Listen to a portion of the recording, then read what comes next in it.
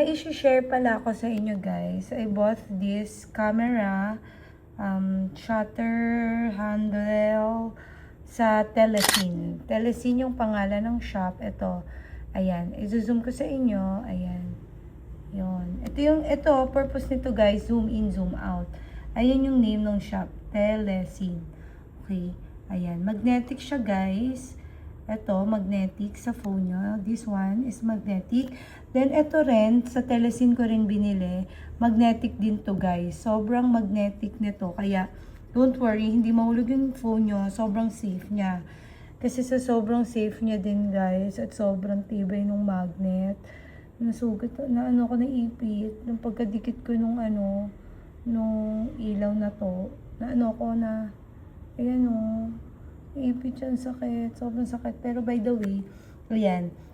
Ito siya. Sa mga mahilig mag-vlog or mag-content, ayan, naro-rotate to guys.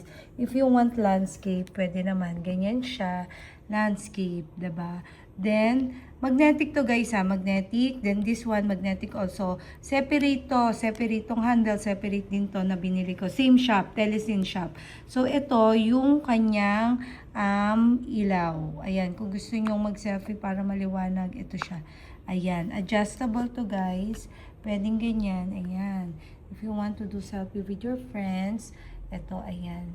Pwede mo siyang iikot. Tapos, adjustable din yung kanyang ilaw.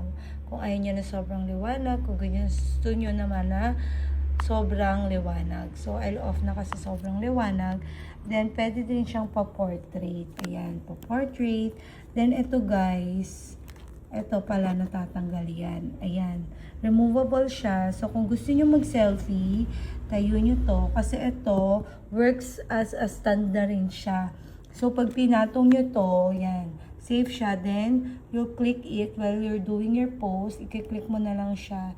Yan, you make a selfie. O, diba? Ang ganda. So, magnetic din to, guys, ha. Ayan, o, namang magnet siya. Ganyan. Saan ba? Mali. Yun, o, diba? Magnet. Tapos, ayan, ikot ko uli siya. Yan. Mura lang to guys. Nabili ko lang to for only 1,700. Sabihin natin less 2,000. Dalawa na yan ha, dalawa.